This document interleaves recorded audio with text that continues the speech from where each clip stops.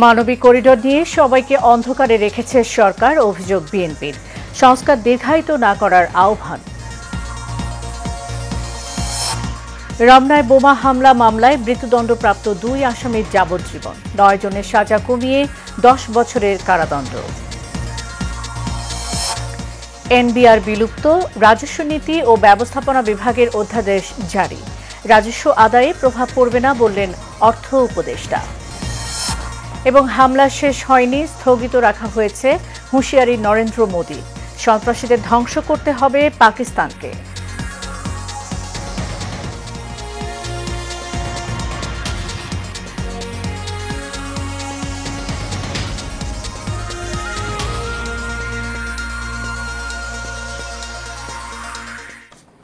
স্বাগত এশিয়ান নিউজে, সাথে আছি সাবরিনা জিয়া। এতক্ষণ শুনছিলেন বিআরবি কেবল ইন্ডাস্ট্রিজ লিমিটেড সংবাদ শিরোনাম। এবার চলে যাব পুরো খবরে। মানবিক করিডোর নিয়ে সরকার সকলকে অন্ধকারে রেখেছে বলে অভিযোগ করেছেন বিএনপি স্থায়ী কমিটির সদস্য মেজর অবসরপ্রাপ্ত হাফিজ উদ্দিন আহমেদ। সকালে জাতীয় প্রেস ক্লাবে আয়োজিত এক অনুষ্ঠানে একথা বলেন তিনি। ভিন্ন একটি অনুষ্ঠানে দলটির স্থায়ী কমিটির আরেক সদস্য আমির খসরু মাহমুদ চৌধুরী বলেন, একটা গোষ্ঠীর স্বার্থ বাস্তবায়নে সংস্কার কার্যক্রম দীর্ঘায়িত করার প্রক্রিয়া জনগণ মেনে নেবে না। মোশাররফ তালুকদারের ক্যামেরায় কাউসার আহমেদের রিপোর্টে দেখুন বিস্তারিত। জাতীয় প্রেস ক্লাবে মৌলানা ভাসানীর ফরাক্কা লং মার্চ স্মরণে গণসমাবেশ উপলক্ষে আয়োজিত অনুষ্ঠানে বক্তব্য দেন বিএনপি স্থায়ী কমিটির সদস্য মেজর অবসরপ্রাপ্ত হাফিজ উদ্দিন আহমেদ। যখন দেখলাম যে তারা এই সম্পর্কে কিছু, এ সময় তিনি বলেন, শুধু খাল উদ্ধারে এই দেশের উন্নয়ন হবে না। এদেশের মানুষ গণতন্ত্রে বিশ্বাস করে, আর দেশের স্বার্থ রক্ষায় প্রকৃত সরকার প্রয়োজন। আমরা অনেকটাই চিন্তিত রয়েছে কিছুদিন আগে বর্তমান সরকার তারা যে করিডোরের কথা, মানবিক করিডোরের কথা বলেছেন। বাংলাদেশ 18 কোটি লোকের দেশ। আমরা জানি না, জনগণ জানে না, কোনো রাজনৈতিক দল জানে না, জনপ্রতিনিধিরা জানে না কি ধরনের করিডোর নীতি হবে, এর লক্ষ্য কি। আমরা কি নতুন কোনো যুদ্ধে জড়িয়ে পড়তে যাচ্ছি? এই সম্পর্কে তো রাজনৈতিক দল সমূহের সাথে বসে সরকারের আলোচনা করা উচিত ছিল। একই অনুষ্ঠানে বিএনপির সিনিয়র যুগ্ম মহাসচিব রুহুল কবির রিজভী বলেন, গত সরকার নিজেদের ভারতের কাছে সমর্পণ করেছিল। আমাদের যতটুকুই সামর্থ্য থাকুক আমরা সেটা নিয়ে কথা বলেছি, রুখে দাঁড়ানোর চেষ্টা করেছি এবং আন্তর্জাতিক ফোরামে জাতিসংঘে এটা উত্থাপনও করেছেন আমাদের নেতৃবৃন্দ। জিয়াউর রহমান সাহেব, মরহুম জিয়াউর রহমান সাহেব করেছেন, বেগম খালেদা জিয়া আন্তর্জাতিক ফোরামে নিয়ে গেছেন। তাই যখন দেখি একটা যেন একটা প্রবণতা হচ্ছে, একটা স্টাইল, একটা ফ্যাশন হয়েছে, ভারতের বিরুদ্ধে কিছু কথা বললে সে বোধহয় পশ্চাৎপদ, সে বোধহয় আধুনিক নয়, সে প্রগতিশীল থাকবে না,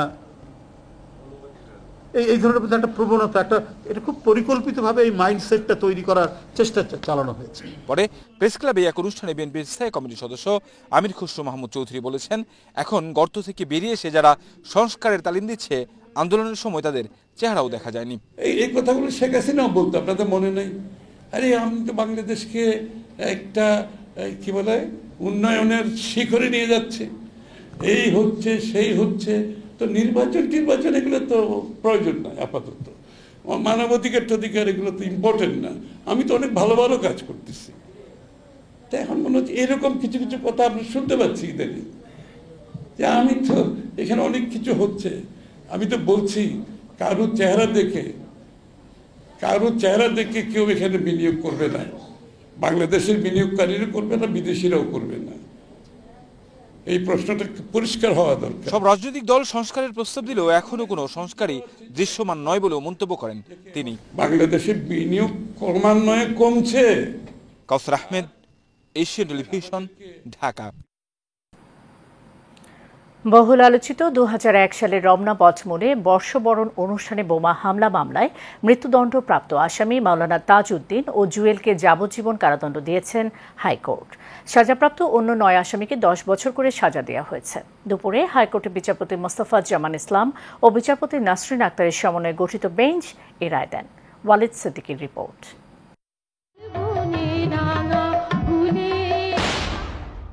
2001 সালে রাজধানীর রমনা বটমূলে ছায়ানটের বর্ষবরণ অনুষ্ঠানে বোমা হামলার ঘটনায় দায়ের করা হত্যা মামলায় সাজা কমিয়ে রায় ঘোষণা করেছেন হাইকোর্ট। আদালতের রায়ে 2 জনের মৃত্যুদণ্ড বাতিল করে যাবজ্জীবন এবং 9 জনকে মৃত্যুদণ্ড ও যাবজ্জীবন সাজার পরিবর্তে 10 বছর করে কারাদণ্ড দেয়া হয়েছে। 1 জনের ফাঁসি এবং 2 জন এরই মধ্যে মৃত্যুবরণ করায় তাদের বিষয়টি রায় ঘোষণায় আসেনি। রায় ঘোষণার পর ডেপুটি অ্যাটর্নি জেনারেল সুলতান আক্তার বলেন, রাষ্ট্রপক্ষ এর বিরুদ্ধে আপিল করবে।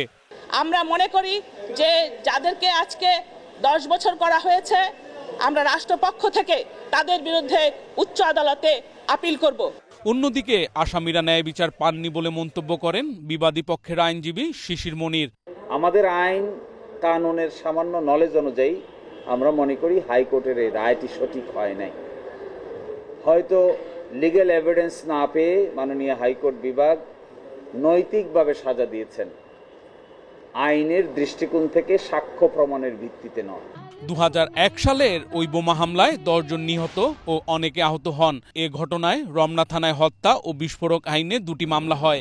দীর্ঘ শুনানি শেষে 2014 সালের 23 জুন বিচারিক আদালতে রায় ঘোষণা করা হয়। তাতে 8 জনের ফাঁসি ও 6 জনকে যাবজ্জীবন দেন আদালত। Walid Siddiqui, Asian television, Dhaka. জাতীয় রাজস্ব বোর্ড বিলুপ্ত করে রাজস্ব নীতি ও রাজস্ব ব্যবস্থাপনা নামে আলাদা 2টি বিভাগ করে গতরাতে অধ্যাদেশ জারি করেছে সরকার। তবে এতে রাজস্ব আদায়ে কোনো প্রভাব পড়বে না বলে মন্তব্য করেছেন অর্থ উপদেষ্টা ডক্টর সালেউদ্দিন আহমেদ। দুপুরে সচিবালয়ে ক্রয় সংক্রান্ত উপদেষ্টা কমিটির বৈঠক শেষে তিনি একথা বলেন।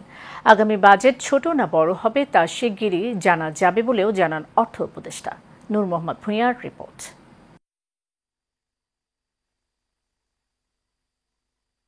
গতকাল রাতে দেশের ঐতিহ্যবাহী সংস্থা এনবিআর বিলুপ্ত করে বহুল আলোচিত রাজস্ব নীতি ও রাজস্ব ব্যবস্থাপনা অধ্যাদেশ জারি করে সরকার। একই সঙ্গে বিলুপ্ত করা হয়েছে অভ্যন্তরীণ সম্পদ বিভাগ। এ নিয়ে সচিবালয় সরকারি ক্রয় কমিটি সংক্রান্ত উপদেষ্টা কমিটির বৈঠক শেষে কথা বলেন অর্থ উপদেষ্টা ডক্টর সালেহুদ্দিন আহমেদ। জানান, জাতীয় রাজস্ব বোর্ড বিলুপ্ত হলেও প্রতিষ্ঠানটির স্বার্থ অব্যাহত আছে। তাদের স্বার্থ সম্পূর্ণভাবে সংরক্ষিত আছে। পলিসি একটা ডিভিশন হবে, এটা অত্যন্ত ছোট একটা ডিভিশন। অথবা এনবিআর এর আপনার চিন্তা করার দুশ্চিন্তা করার কোনো কারণ নেই।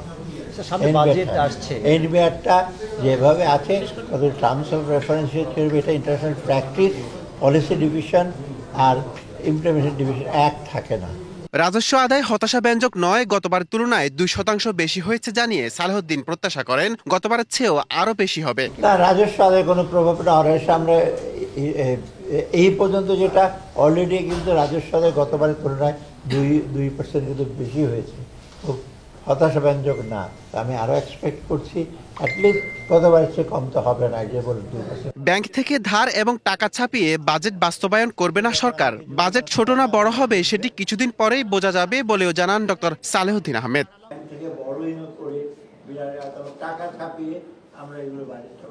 নূর মোহাম্মদ ভূঁইয়া, এশিয়ান টেলিভিশন, ঢাকা। তীব্র গ্যাস সংকট রাজধানীর পার্শ্ববর্তী কেরানীগঞ্জে। এতে ভোগান্তিতে পড়েছেন 12টি ইউনিয়নের লক্ষাধিক মানুষ। 24 ঘন্টার মধ্যে 23 ঘন্টাই থাকছে না গ্যাস।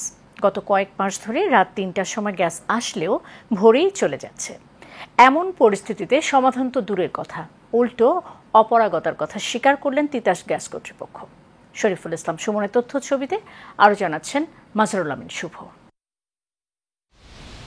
জ্বলছে না চুলা, বন্ধ রান্না, দিনের পর দিন এভাবেই চলছে রাজধানীর পার্শ্ববর্তী কেরানীগঞ্জের বাসিন্দাদের জীবন। গত কয়েক মাস ধরে তীব্র গ্যাস সংকটের চরম ভোগান্তিতে রয়েছেন 12টি ইউনিয়নের লক্ষাধিক মানুষ। স্থানীয়দের অভিযোগ, দিনের বেলা দূরের কথা, রাতেও মিলছে না গ্যাস। মাঝরাতে কিছুটা সময় গ্যাস পাওয়া গেলেও তা খুবই অল্প। এতে করে রান্নাবান্না অনেকটাই বন্ধ। বাধ্য হয়ে অনেকেই সিলিন্ডার কিনে চালাচ্ছেন দৈনন্দিন জীবন। গ্যাস সারাদিনও থাকে না, রাত্রে আপনার 12টা-1টা বাজলে একটু আসে। রাইতে তো মানে কয়জনের রান্না বাড়া সম্ভব, রাত জায়গা গ্যাস থাকে তো লাগে রান্না করেন কেন? গ্যাস আসে না তো কি করুন? আমরা তো এখন এই এলপি গ্যাসে রান্না করি, কারেন্টের চুলায় রান্না করি। আমরা সীমিত আয়ের মানুষ, আমরা দেখা গেল আমাদের একটা এলপি কিনতে হয় 1500-1550 টাকা দিয়া। অবশ্য গ্যাস না পেলেও প্রতি মাসে ঠিকই সরকার নির্ধারিত গ্যাস বিল দিতে হচ্ছে গ্রাহকদের। এতে করে তীব্র হচ্ছে গ্রাহকদের ক্ষোভ। আমরা গ্যাস বিল ঠিকই দিতেছি, কিন্তু আমরা গ্যাস ব্যবহার করতে পারতেছি না। গ্যাসের প্রেশার আমাদের যাতে আমাদের দেয়, আমরা বিল দিচ্ছি অথচ আমরা কিন্তু সাফারার, আমরা খুব ভুক্তভোগী। মানুষ কিন্তু আসলে খুব আস্তে আস্তে ওনারা মনে হয় অনেকটা রাগান্বিত হয়ে যাচ্ছে। গ্যাসটা যেন সরকার যদি সুবিবেচনা করে মানুষের জনগণের দিকে তাকিয়ে, আমরা যাতে সুষ্ঠুভাবে সুন্দরভাবে গ্যাসটা এই এলাকার সবাই পাই, এটা আমাদের দাবি। এমন পরিস্থিতিতে সমাধানের আশ্বাস দূরের কথা, উল্টো নিজেদের অপারগতার কথা জানালেন তিতাস গ্যাস কর্তৃপক্ষ। আপনার 40 পিএসসি বাইরে হইব, কিন্তু এখানে ঢুকেই মনে করেন 10 পিএসসি, 10 পিএসসি ঢুকে বাইরে হইব 5 পিএসসি। উপর থেকে যেভাবে নির্দেশ দেয় সেভাবেই তিতাস তো আলাদা কোনো নিজস্ব সবকিছু তারা। তিতাসের উপরে পেট্রো বাংলা আছে, পেট্রো বাংলার উপরে মিনিস্ট্রি আছে, তারা যেভাবে চালাতে বলে আমাদের ম্যানেজমেন্ট সেভাবে। লক্ষাধিক মানুষের দুর্ভোগ লাঘবের দ্রুত ব্যবস্থা নেওয়ার দাবি স্থানীয়দের। মাজহারুল আমিন শুভ, এশিয়ান টেলিভিশন। শেষ করব এশিয়ান নিউজ। যাওয়ার আগে বিআরবি কেবল ইন্ডাস্ট্রিজ লিমিটেড সংবাদ শিরোনাম জানিয়ে দিব আরও একবার।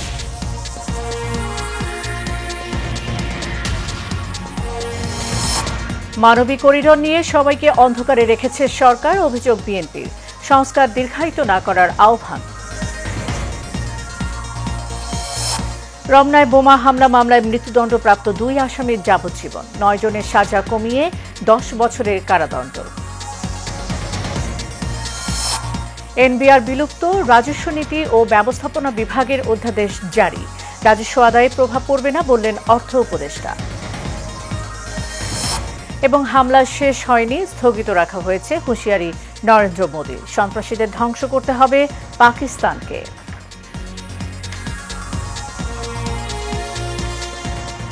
এশিয়ান নিউজ এ পর্যন্তই। পরের সংবাদ দেখার আমন্ত্রণ রইল। ধন্যবাদ সাথে